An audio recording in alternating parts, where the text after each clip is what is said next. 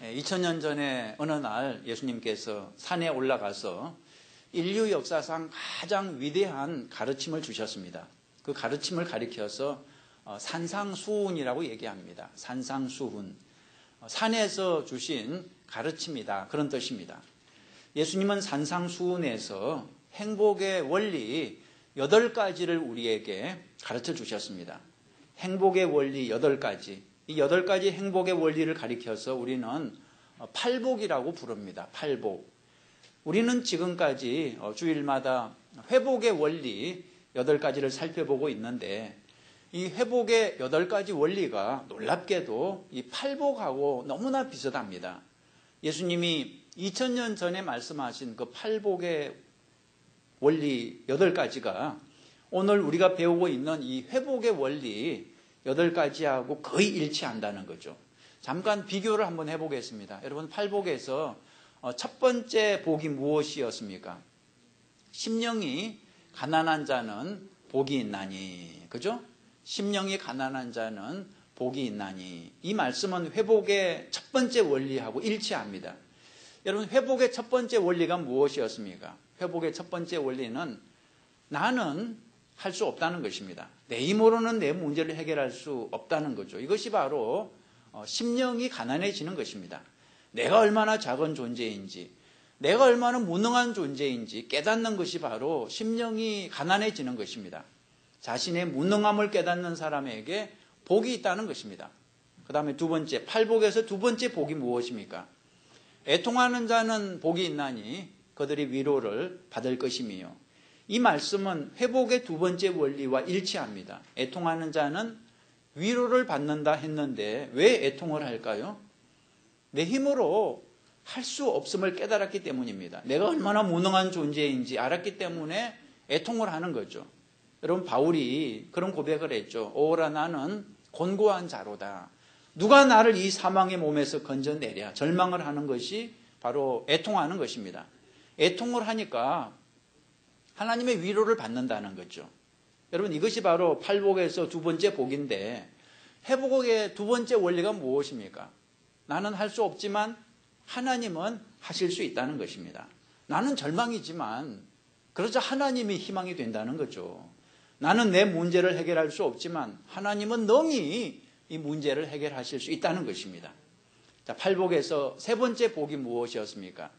온유한 자는 복이 있나니. 자, 온유는 무슨 뜻입니까? 온유. 온유는 약하다는 그런 뜻이 아닙니다. 온유는 강한 힘이 잘 컨트롤 되는 거죠. 다스려지고 있다는 뜻입니다. 여러분, 야생마를 한번 생각해 보세요. 야생마는 참 힘이 좋습니다. 근데 문제가 뭐죠? 컨트롤이 안 되는 거죠. 야생마는 반항만 하고 쓸모가 없습니다. 그러나 잘 훈련된 말은 힘을 다스릴 수 있기 때문에 명마가 될 수 있는 것입니다. 여러분, 회복의 세 번째 원리가 무엇입니까? 회복의 세 번째 원리는 하나님께 다 맡기는 것입니다. 내 문제를 하나님께 온전히 맡기는 것입니다. 하나님께 다 맡긴 사람은 온유해지는 것입니다.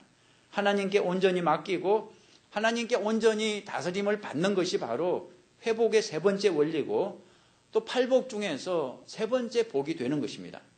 자, 팔복에서 네 번째 복은 무엇입니까? 네 번째 복은 마음이 청결한 자는 복이 있나니. 자, 회복의 네 번째 원리가 무엇이었습니까? 회복의 네 번째 원리는 내 잘못을 하나님과 사람에게 고백하는 것이었습니다. 어떤 사람에게 고백하라 그랬습니까? 믿을 만한 사람에게 고백하라 그랬습니다. 여러분, 마음이 청결해지기 위해서 우리가 해야 할 일은 나의 죄와 허물을 고백하고 죄사함을 받는 것입니다. 자, 팔복에서 다섯 번째 복이 무엇입니까? 의에 줄이고 목마른 자는 복이 있나니. 이 쉬운 말 성경에 이렇게 되어 있습니다. 하나님의 요구를 행하려고 갈망하는 자는 복이 있나니. 그러니까 의에 줄이고 목이 말라야 한다 그랬는데 의가 무엇입니까? 의는 하나님의 말씀을 뜻합니다. 하나님의 말씀을 간절히 사모해야 한다는 거죠. 사슴이 시냇물을 사모하듯이 하나님의 말씀을 사모해야 한다는 거죠. 여러분, 회복의 다섯 번째 원리가 무엇이었습니까? 회복의 다섯 번째 원리는 변화를 받으라였는데 변화를 받기 위해서는 내 기분 따라 살면 안 된다 그랬습니다. 무엇을 따라 살아야 한다고요? 말씀을 따라 살아야 한다 그랬습니다.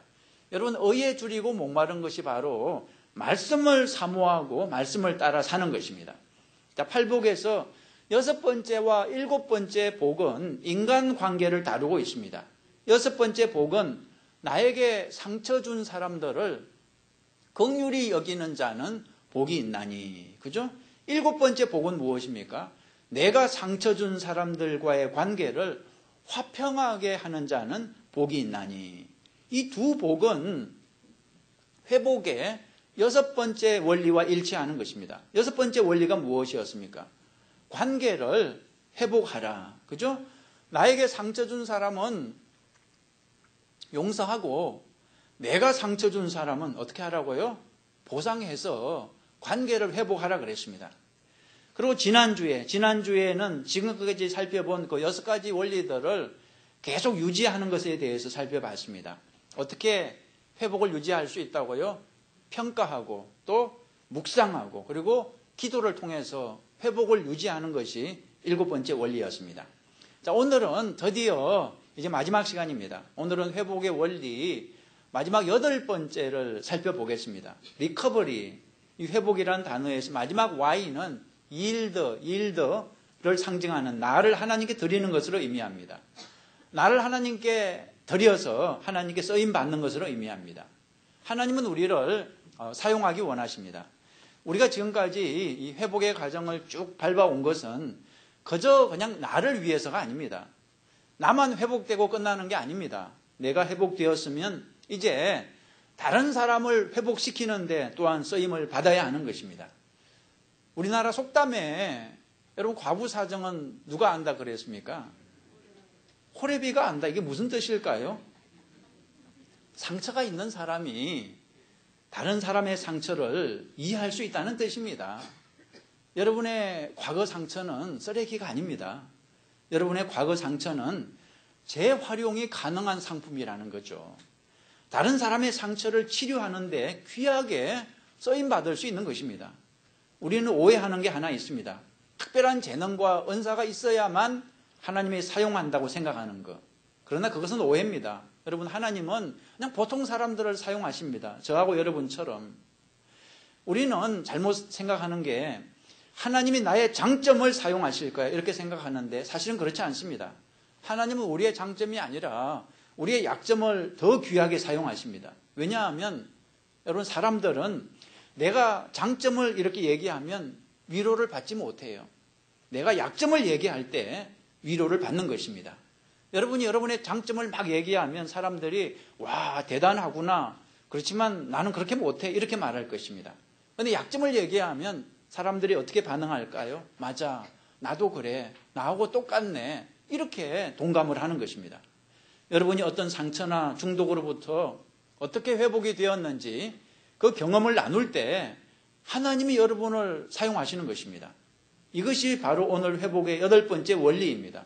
여러분을 하나님께 드려서 하나님을 기쁘시게 하고 또 다른 사람을 회복하는 데 쓰임을 받는 것입니다. 여러분이 이제 이 회복의 8번째 원리를 실행한다면 이제 진정한 회복이 됐다고 말할 수 있습니다. 여러분, 회복의 증거는 내가 아닌 다른 사람들에게 초점을 맞추기 시작하는 것입니다. 여러분, 어린애들은 자기밖에 몰라요. 그렇죠? 그런데 어린 자녀가 철이 들었다는 것을 언제 알 수 있습니까? 이제 엄마 생각을 할 때, 부모 생각을 할 때, 아, 철이 들었구나. 자기 다른 형제를 생각할 때 철이 들었다가 얘기하죠. 여러분, 병든 사람은 자기밖에 모릅니다. 하루 종일 자기 문제만 생각하고 하루 종일 자기 힘든 것만 생각해요. 그러나 건강한 사람은 다른 사람을 돌아보고 다른 사람을 도울 수 있는 것입니다. 다른 사람을 도울 수 있는 사람은 이제 건강한 사람이라고 말할 수 있습니다. 다른 사람을 도울 수 있다는 것은 이제 회복이 됐다는 그런 증거가 되는 거죠. 오늘 회복 설교를 마무리하면서 저는 여러분이 이 2가지를 꼭 하셨으면 좋겠어요. 첫 번째는 하나님이 나에게 왜 이런 고통과 상처를 허락하셨는지 그걸 곰곰이 한번 생각해 보시죠. 재수가 없어서 그렇습니까? 아니면 우연입니까? 그렇지 않습니다. 거기에는 어떤 하나님의 뜻이 있다는 거죠. 또 하나, 2번째는 나의 고통을 사용해서 어떻게 다른 사람을 도울 수 있을지 그걸 한번 생각해 보시기 바랍니다. 다시 말씀드립니다. 첫 번째는 하나님이 왜 나한테 이렇게 힘든 고통과 상처를 허락하셨는지 그걸 곰곰이 한번 생각해 보십시오. 여러분, 그것은 우연이 아니라 거기에는 하나님의 뜻이 있습니다. 하나님이 나에게 주신 사명이 있다는 거죠.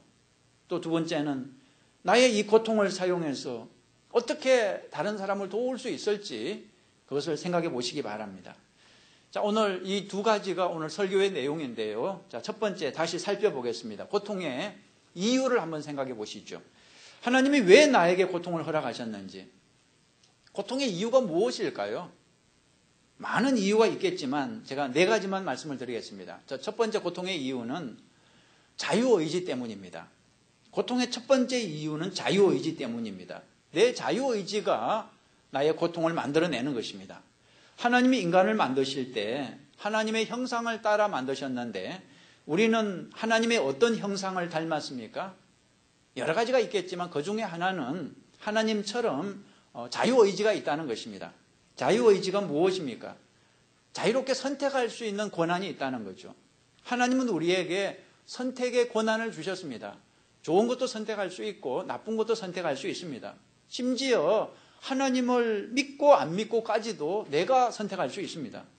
왜 하나님은 우리에게 선택권을 주셨을까요? 왜 강제로 좋은 것만 선택하게 만들지 않으실까요? 그 이유가 무엇일까요? 하나님은 우리를 사랑하시기 때문입니다. 여러분, 이렇게 한번 생각해 보시죠. 모든 부모는 자녀가 나쁜 짓 하는 것을 원하지 않습니다. 착하게 살기를 원합니다. 그렇지만 집 밖에 나가면 나쁜 친구들이 있고 온갖 유혹이 있어서 참 착하게 사는 게 쉽지 않습니다. 그렇다면 이렇게 하면 어떨까요? 여러분, 자녀를 집에 묶어 놓으면 어떨까요? 집 밖에 못 나가게 묶어 놓으면 친구도 못 만나게 하고 인터넷도 못 하게 하고 하여튼 죄를 지을 수 있는 가능성을 다 완전히 막아버리는 것입니다. 오직 집안에서 성경만 읽고 찬송만 하고 기도만 하게 만드는 것입니다. 그렇게 하면 분명히 죄를 못 지을 거예요. 어떻게 생각하세요? 그렇게 해보시지 않으시겠어요? 아무도 그렇게 하실 마음이 없으신 것 같은데 이유가 무엇입니까? 부모들이 그렇게 안 하는 이유가 무엇입니까? 자녀들을 사랑하기 때문이죠. 자녀들을 사랑하기 때문이죠. 자녀들의 자유를 박탈하지 않는 이유는 자녀들을 사랑하기 때문입니다. 하나님도 마찬가지입니다. 우리를 사랑하시기 때문에 우리에게 자유의지를 박탈하지 않는 거죠. 자유를 주면 죄를 지을 가능성이 있지만 그럼에도 불구하고 자유를 허락하시는 이유는 우리를 사랑하시기 때문입니다. 우리는 우리의 자유를 사용해서 종종 나쁜 선택을 합니다. 마약도 선택을 하고 성적으로 문란한 생활도 선택을 하고 도둑질도 선택을 하고 거짓말도 선택을 하고 그 결과 여러 가지 고통을 당하는 것입니다. 여러분, 우리 인생의 고통은 대부분 자유의지의 결과입니다.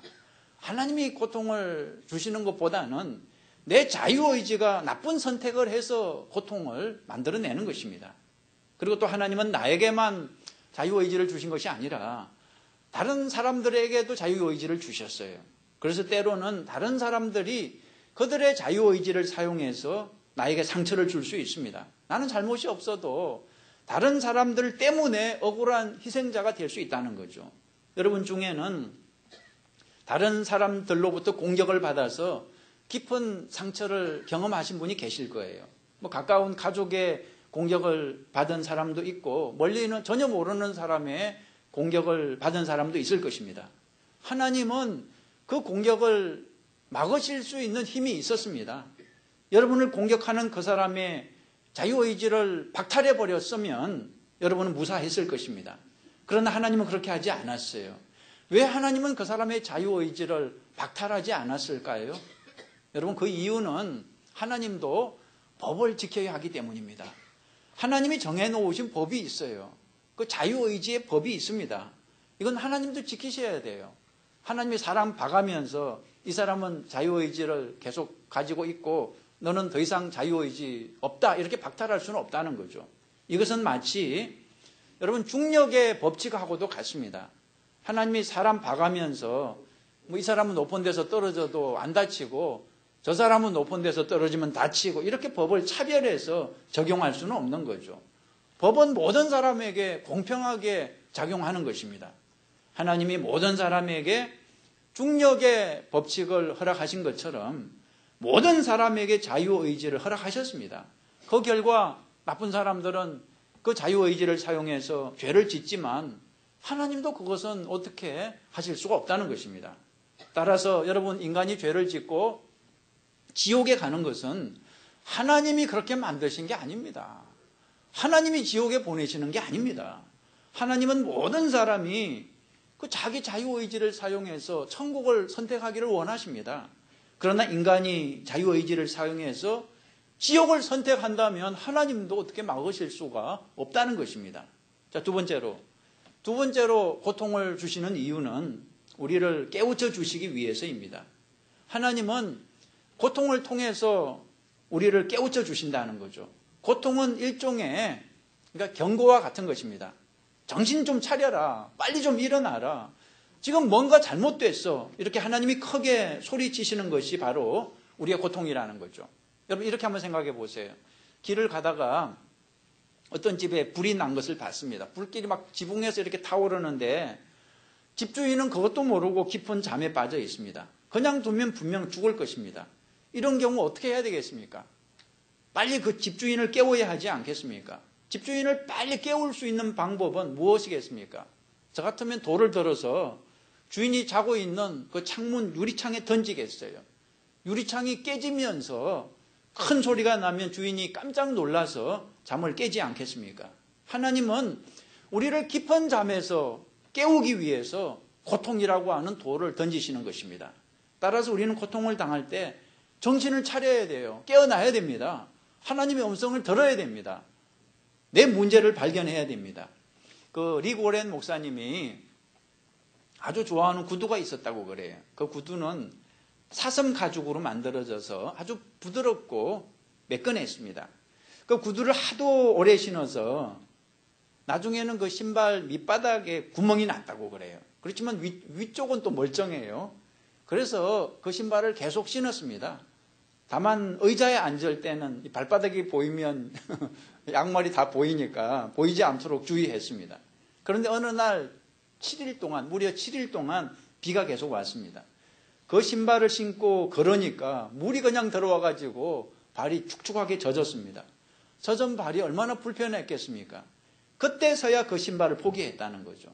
물만 들어오지 않았다면 계속해서 그 신발을 신었을 텐데 물이 발을 고통스럽게 했기 때문에 헌 신발을 포기하고 새 신발을 구입했다는 것입니다. 여러분, 우리가 새로운 발전을 하기 위해서는 이렇게 고통이 필요하다는 것입니다. 고린도후서 7장 9절도 보세요. 내가 지금 기뻐함은 너희로 근심하게 한 까닭이 아니요 도리어 너희가 근심함으로 어디에 이르게 되었다고요? 회개함에 이런 까닭이라. 고통을 통해서 잘못을 회개하고 한 단계 더 발전할 수 있다는 것입니다. 그 리그 오렌 목사님의 친척 중에 고등학교 시절에 가장 장래가 촉망되는 사람으로 뽑혔던 사촌이 있었다고 그래요. 이 사촌은 텍사스에 살았는데 우수한 학생이었고 아버지가 백만장자였습니다. 원하는 모든 것을 가질 수 있었고 그 도시에서 가장 인기 있는 그런 청년이었습니다. 그런데 그가 마약을 하게 됐습니다. 그리고 나중에는 마약 거래까지 했습니다. 결국은 감옥에 들어갔어요. 그런데 감옥에 들어가서 예수님을 만나고 감옥에서 나온 후에는 엑스더스 미니스트리라는 사역을 시작해서 전과자들이 사회에 잘 복귀할 수 있도록 돕기 시작했습니다. 그 사촌이 이런 말을 했다고 그래요. 내 인생에서 발생한 최고의 일은 감옥에 갔던 거야. 그 사촌은 이 감옥이라고 하는 그 고통을 통해서 자기 잘못을 깨닫고 예수님을 만나고 자기 인생을 하나님께 헌신하게 됐다는 것입니다. 여러분, 요나의 이야기 기억하시죠? 요나가 하나님께 불순종하고 다른 길로 갈 때 하나님이 요나를 어떻게 하셨습니까? 바다에 던지셨죠. 큰 물고기 뱃속에 들어가서 3일 동안 있게 하셨죠. 그 속에서 요나가 고통을 통해서 회개하지 않았습니까? 하나님은 고통을 통해서 우리를 깨우쳐 주시는 것입니다. 우리를 새롭게 변화시키시는 것입니다. 자, 세 번째로 고통을 주시는 이유는 하나님만 의지하도록 만들기 위해서입니다. 하나님만 의지하도록. 바울의 경우가 그랬습니다. 고린도후서 1장 8절에 보세요. 형제들아, 우리가 아시아에서 당한 환난을 너희가 모르기를 원하지 아니하노니 힘에 겹도록 심한 고난을 당하여 살 소망까지 끊어지고 우리는 우리 자신이 사형 선고를 받은 줄 알았으니 이는 우리로 자기를 의지하지 말고 오직 죽은 자를 다시 살리시는 하나님만 의지하게 하십니다. 그랬습니다. 왜 하나님이 우리 인생에서 종종 소망을 끊어지게 하실까요? 하나님만 의지하라는 것입니다. 여러분, 세상에 의지할 게 너무 많으면 하나님을 의지하지 않습니다. 그래서 하나님은 종종 우리가 의지하는 것들을 거두어 가시고 오직 하나님만 의지하게 만드시는 거죠. 여러분, 부자가 천국에 들어가기 어려운 이유가 무엇입니까? 부자들은 돈을 의지하지 하나님을 의지하지 않기 때문입니다. 그래서 하나님은 종종 우리의 재물을 거두어 가시면서 하나님만 의지하게 만드시는 것입니다. 저는 죽을 병에 걸리면서 하나님을 의지하게 됐죠. 제가 병에 걸리지 않았다면 아직도 사람을 의지하고 세상을 의지하지 하나님을 의지하지 않았을 것입니다. 여러분, 그래서 고통은 우리에게 유익한 것입니다. 하나님만 의지하도록 가르쳐주는 것이 고통입니다. 그러니까 여러분, 고통을 너무 미워하지 마십시오. 시편 119편에 보니까 고난당한 것이 내게 유익이라. 우리에게 유익이 있습니다. 이로 말미암아 내가 주의 율례들을 배우게 되었나이다. 여러분, 고통을 통해서만 배울 수 있는 게 있습니다. 고통이 아니고서는 절대로 배울 수 없는 게 있습니다. 아무리 공부를 많이 해도 절대로 배울 수 없는 것을 고통을 통해서 배울 수 있다는 거죠. 고통은 인생의 가장 위대한 스승이라고 말할 수 있습니다. 자, 네 번째로, 고통의 이유. 다른 사람들을 돕게 하기 위해서 하나님이 고통을 주신다는 것입니다. 여러분, 우리말에 고기도 먹어본 사람이 뭘 안다 그래요? 맛을 안다 그러죠. 그죠? 고통도 여러분 당해본 사람이 맛을 아는 것입니다. 누가 배 아픈 사람을 도울 수 있겠습니까? 자기도 배가 아파 본 사람이 도울 수 있는 것입니다. 누가 실패한 사람을 도울 수 있겠습니까? 자기도 실패해 본 사람이 도울 수 있는 것입니다. 누가 중독에 빠진 사람을 가장 잘 도울 수 있겠습니까? 자기도 중독에 빠져본 경험이 있는 사람이 도울 수 있는 것입니다. 여러분, 하나님이 우리에게 고통을 허락하시는 것은 그 고통의 경험을 통해서 다른 사람의 고통을 이해하고 또 위로하라는 것입니다.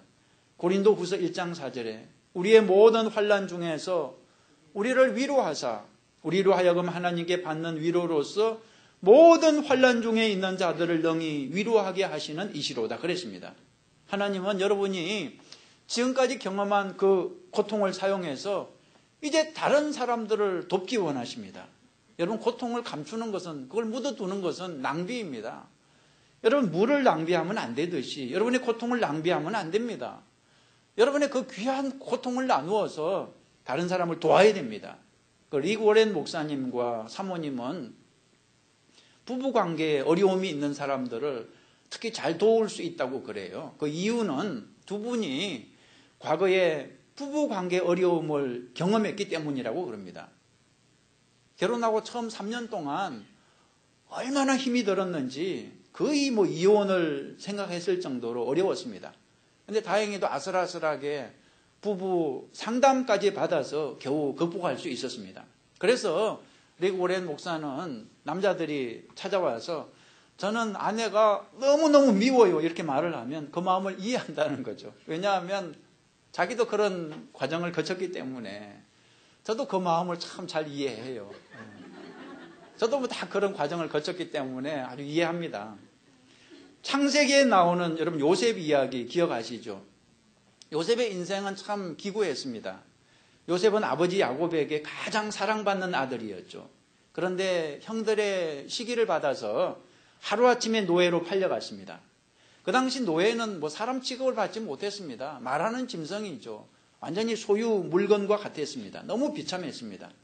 요셉이 처음부터 노예였다면 그냥 그러려니 하고 살았을 텐데, 근데 처음에는 왕자처럼 집에서 사랑을 받다가 갑자기 노예가 됐습니다. 더구나 집안이 망해서 그렇게 된 것도 아니고 형들의 배신 때문에 그렇게 됐으니 얼마나 마음에 큰 상처가 됐겠습니까? 정말 형들에 대한 분노 때문에 아주 미칠 지경이었을 거예요. 근데 요셉은 노예가 됐지만 열심히 일을 했습니다. 최선을 다해서 주인을 섬겼죠. 그 결과 주인의 인정을 받아서 주인의 집을 관리하는 사람이 됐습니다. 이제는 좀 살만하다 싶었는데 이번에는 또 무슨 일이 있었습니까? 주인의 아내가 유혹을 했습니다. 그 유혹을 거절했더니 오히려 성폭행 누명을 쓰고 감옥에 들어가지 않았습니까? 여러분 이렇게 기구한 인생이 어디에 또 있겠습니까? 그런데 요셉은 그 감옥에서 애굽 왕의 신복을 있던 그런 사람을 만나서 나중에 그 사람의 추천을 받아서 애굽의 총리가 된 거 아니겠습니까? 나중에 요셉의 형들이 애굽의 식량을 구하러 왔다가 그 총리가 된 요셉을 보고 막 두려움에 떠니까 요셉이 이렇게 말했습니다. 창세기 50장 보시면 당신들은 나를 헤아려 하였으나 하나님은 그것을 선으로 바꾸사 오늘과 같이 많은 백성의 생명을 구원하게 하시려 하셨나니. 여러분 잊지 마십시오. 여러분에게 상처를 주는 그 사람보다 하나님이 더 크신 분이십니다. 다른 사람들이 여러분에게 어떤 상처를 주든지 간에 여러분 하나님께 그 상처를 올려드리십시오. 하나님이 그 상처를 사용해서 합력하여 선을 이루실 수 있다는 것입니다. 여러분 잊지 마십시오. 여러분의 그 상처는 쓸모없는 상처가 아닙니다. 알고 보면 그게 귀한 재산입니다. 그 상처를 사용해서 큰 일을 감당할 수 있는 것입니다. 제가 골수 이식 수술의 상처가 제 목회 재산이 되는 것처럼 여러분의 상처도 하나님의 일을 하기 위한 그런 재산이 되는 것입니다. 여러분의 상처를 부끄러워하지 마시고 그것을 땅에 묻어두지 마시고 사용하십시오. 다른 사람을 위로하는데 다른 사람을 돕는 데 사용하십시오. 자, 지금까지 고통의 원인에 대해서 말씀을 드렸습니다. 고통의 원인 4가지. 첫 번째가 무엇이었습니까? 자유의지 때문이라 그랬습니다. 내가 자유의지를 잘못 사용해서. 두 번째는 우리를 깨우쳐 주시기 위해서 고통을 주신다 그랬습니다. 세 번째는 하나님만 의지하도록 만들기 위해서. 네 번째는 다른 사람을 돕게 하기 위해서 우리에게 먼저 고통을 주신다 그랬습니다. 자, 이제 큰 두 번째는 고통을 재활용하기에 대해서 말씀을 드리겠습니다. 다시 말씀드리지만 여러분 고통은 버리는 게 아닙니다. 고통은 재활용하는 것입니다. 리사이클링하는 것입니다. 나의 고통을 어떻게 재활용할 수 있겠습니까? 다른 사람을 돕는 데 사용할 수 있습니다. 이것이 오늘 말씀 8번째 회복 원리의 핵심입니다. 나의 고통을 재활용해서 다른 사람을 돕는 것입니다. 베드로전서 3장 15절이 근거가 되는 성경입니다. 보세요. 너희 마음에 그리스도를 주로 삼아 거룩하게 하고 너희 속에 있는 소망에 관한 이유를 묻는 자에게는 대답할 것을 항상 준비하되 온유와 두려움으로 하고. 다시 말해서 누군가 여러분에게 그 고통을 어떻게 이겨냈냐고 물을 때 대답할 준비가 되어 있어야 한다는 거죠. 어떻게 그 상처를 극복했냐고 물으면 묻는 사람에게 간증할 준비가 되어 있어야 한다는 겁니다. 여러분이 지금까지 살면서 많은 경험들을 했잖아요. 여러분 그것을 한번 적어보세요. 좋은 경험, 나쁜 경험 다 적어보시고 그 좋은 경험을 통해서 내가 배운 게 있고 또 나쁜 경험을 통해서 내가 깨달은 게 있잖아요. 하나님께서 나에게 주신 그 가르침을 적어보라는 거죠. 여러분 그 다음에 이렇게 기도하십시오. 하나님, 나의 모든 이 경험들, 나의 모든 삶을 하나님께 드립니다. 저를 사용해 주세요. 제 경험을 통해서 주님의 일을 하겠습니다. 이렇게 기도해 보십시오. 그러면 하나님이 여러분을 사용해 주실 것입니다. 여러분의 그 스토리를 들어야 할 사람을 보내주실 것입니다. 여러분의 이야기를 나눌 때 이렇게 나누십시오. 3가지 말씀드립니다. 나의 경험을 나눌 때 3가지를 기억하십시오. 첫 번째는 겸손하라. 겸손해야 됩니다. 우리는 다 같은 처지입니다. 나는 선생이고 너는 학생이고 너는 나에게 배워야 한다 이런 게 아닙니다. 내가 먼저 고통을 당했고 다른 사람은 그 다음에 나중에 고통을 당하니까 내가 어떻게 이겨냈는지 얘기해 주는 겁니다. 나도 목이 말랐는데 내가 먼저 물을 발견했으니까 그 물 있는 곳을 가르쳐 주는 것입니다. 그냥 겸손하게 얘기해 주십시오. 두 번째로 정직하십시오. 여러분, 상처를 나누는 것은 참 쉽지 않습니다. 포장을 해서 아름답게 꾸미고 싶은 마음이 있습니다. 그러나 포장을 하면 다른 사람을 도울 수 없습니다. 있는 그대로 솔직하게 나눠야 돼요. 놀라운 것은 나의 상처를 나눌 때 나도 치유가 된다는 거예요. 상대방만 치유가 되는 것이 아니라 나도 치유가 되고 나도 성장을 한다는 것입니다. 세 번째로, 나눌 때는 훈계하지 마십시오. 가르치려고 하지 말라는 거죠. 그냥 여러분의 얘기를 들려주십시오. 하나님은 여러분이 변호사가 아니라 witness, 증인이 되기를 원하십니다. 상대방과 논쟁해서 막 따져서 상대방을 구원시킬 수 없습니다. 그냥 저에게 이런 일이 일어났습니다. 하나님이 저를 이렇게 구원하셨습니다. 이렇게 간증을 하라는 거죠. 말씀을 마치겠습니다. 오늘 설교 말씀을 듣는 여러분은 아마 대부분 다 구원 받으셨을 거예요. 제가 질문 하나 드릴까요? 여러분은 이미 다 구원 받으셨는데 왜 하나님은 당장 여러분을 천국으로 안 데려가실까요? 천국은 이 세상보다 훨씬 더 좋은 곳인데, 천국에서는 지금보다 훨씬 더 행복하게 살 수 있는데, 여러분, 천국에 가면 지금보다 더 많이 기도하고 더 많이 찬양하고 맛있는 것도 더 많이 먹고 즐겁게 살 수 있습니다. 그런데 그 좋은 곳에 왜 하나님이 빨리 우리를 안 데려가실까요? 여러분, 천국에 가면 절대로 할 수 없는 일 두 가지가 있습니다. 천국에 가면 절대로 할 수 없는 일 두 가지가 있습니다. 이 세상에서만 할 수 있는 일 두 가지가 있습니다. 그것은 첫째는 죄 짓는 겁니다. 천국에 가면 죄를 못 지어요. 왜 죄를 못 짓습니까? 천국에는 마귀가 없거든요. 그래서 죄를 못 짓습니다. 또 두 번째, 천국에서는 뭘 못합니까? 천국에 가서는 전도를 못합니다. 천국에 가서 전도할 거예요? 거긴 다 믿는 사람들만 모인 곳인데 누구에게 전도하시겠어요? 여러분, 이 두 가지 중에 어느 것을 더 하고 오라고 하나님이 우리를 이 땅에 남겨두셨을까요? 천국에서는 죄를 못 지으니까 세상에서 좀 더 죄를 짓고 와라. 그래서 남겨두실까요? 그건 말이 안 되잖아요. 여러분, 천국에서는 영혼을 구원할 수 없으니까 한 영혼이라도 더 구원하고 오라고 우리를 세상에 두시는 것입니다. 여러분, 이 세상에는 여러분의 이야기가 필요한 사람들이 있습니다. 다른 사람은 할 수 없어요. 다른 사람은 내가 체험한 것을 체험하지 못했기 때문에 오직 나만이 들려줄 수 있는 그런 얘기가 있는 것입니다. 여러분, 주변에 있는 사람에게 여러분의 이야기를 들려주시기 바랍니다. 다른 사람을 구원하기 위해서 성경을 꼭 많이 알아야 할 필요가 없습니다. 그냥 여러분에게 일어난 그 일을 얘기하세요. 저는 이런 일을 겪었습니다. 근데 하나님이 저를 구원하셨습니다. 이렇게 그냥 간증하시면 된다는 거죠. 사도행전 20장 24절에서 바울이 이렇게 고백합니다. 내가 달려갈 길과 주 예수께 받은 사명, 곧 하나님의 은혜의 복음을 증언하는 일을 마치려 하면은 나의 생명조차 좀 더 귀한 것으로 여기지 아니하노라. 우리가 이 세상에서 달려갈 길, 우리가 받은 사명이 무엇이겠습니까? 다른 사람에게 내가 받은 그 회복을 통해서 다른 사람에게 회복을 주고 다른 사람에게 구원을 전해주는 것입니다. 여러분, 지금부터 100년 후에 천국에서 어떤 사람이 여러분에게 감사합니다, 감사합니다 이렇게 말하는 것을 한번 상상해 보세요. 전혀 모르는 사람인데 감사합니다 그렇게 말을 하는 거죠. 왜 저에게 감사를 하시나요? 물어보면 그 사람이 이렇게 대답할지도 몰라요. 덕분에 제가 위로를 받았습니다. 그 위로 덕분에 제가 다시 일어설 수 있었습니다. 그 위로 덕분에 제가 예수님을 만날 수 있었습니다. 여러분, 한 사람을 구원하는 것보다 더 중요하고 가치 있는 일은 없습니다. 여러분이 세상에서 큰 집을 사고 아무리 높은 자리에 올라가도 천국에서는 아무 의미가 없습니다. 그러나 이 세상에서 한 사람을 돕고 한 사람을 구원하는 것은 천국에서 큰 상을 받을 것입니다. 그것은 영원한 가치가 있는 것입니다. 여러분, 8번째 원리가 이것입니다. 나의 모든 상처와 경험을 하나님께 드려서 다른 사람을 돕고 구원하는 데 쓰임을 받는 것입니다.